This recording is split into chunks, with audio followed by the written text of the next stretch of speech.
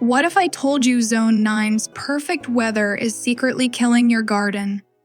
Most beginners think mild winters and long growing seasons make gardening easy.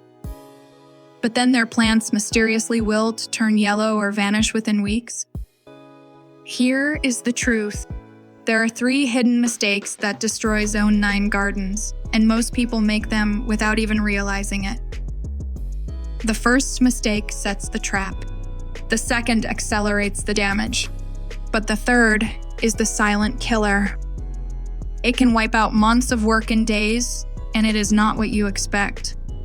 Stick around, because by the end of this video, you will not only avoid these mistakes, you will turn your garden into the healthiest on the block. When I first started gardening in Zone 9, I thought I had hit the jackpot.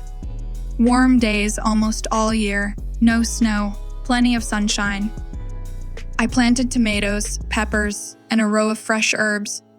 For the first few weeks, everything looked amazing. I was sure I had a green thumb. Then one morning, I walked out to see yellow leaves hanging limp, herbs that looked half-baked in the sun, and peppers that just stopped growing. I had no idea what went wrong. I watered more, but things got worse. I remember thinking maybe gardening in Zone 9 was not as easy as it looked. That was the moment I realized there were hidden rules to making plants survive here. Rules that nobody told me about. And once I learned what they were, my garden completely changed. Today, I want to share those rules with you, starting with mistake number 1. The first big mistake in gardening in Zone 9 is planting at the wrong time of year. I know it sounds simple, and you might think, how much difference can timing really make? But the real danger is what happens after this mistake, and I will get to that in just a moment. Zone 9 has a much longer growing season than most places, but that does not mean you can plant anything at any time. Our warm climate can actually push plants into stress much faster if they are started too late or too early.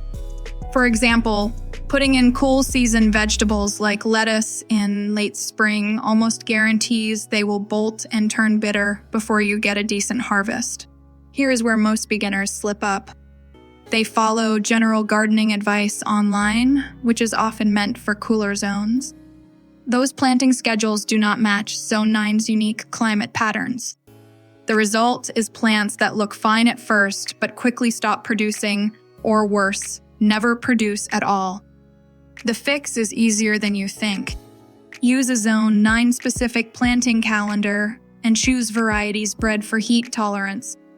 Many local garden centers post monthly planting guides, and you can also find trusted online charts for Zone 9. By aligning your planting dates with the local temperature patterns, you give your crops a strong start and avoid stressing them before they even have a chance to grow. And this timing mistake is just the beginning.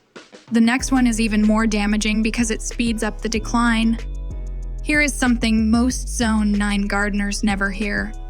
You can give your plants perfect soil, the right fertilizer, and just the right amount of water, and they can still fail completely. Why? Because the number 1 killer of healthy plants in Zone 9 is not pests or disease. It is something far more subtle that happens in plain sight. And if you have not spotted it yet, you might be looking right at it every day without realizing the damage it is doing. Mistake 2. One of the biggest myths in gardening is that more water means healthier plants. Many Zone 9 gardeners believe that because our summers can be brutally hot, the safest approach is to water every single day. It feels like you are doing the right thing, but in Zone 9 gardening, this can actually harm your plants more than help them. Here is why. Constant watering keeps the soil wet for too long, which drowns the roots and cuts off oxygen. This weakens the plant and invites root rot. On top of that, frequent shallow watering trains the roots to stay near the surface, where the heat is the strongest. That makes plants less drought tolerant and more likely to die during a short dry spell. The healthier approach in Zone 9 is deep and infrequent watering. Instead of giving a little water every day, soak the soil thoroughly once or twice a week. This encourages roots to grow deeper, where temperatures are cooler and moisture lasts longer. Adding a thick layer of mulch around your plants will also keep the soil cooler and reduce evaporation. Not only will this save water, but it will help create a stronger, more resilient root system.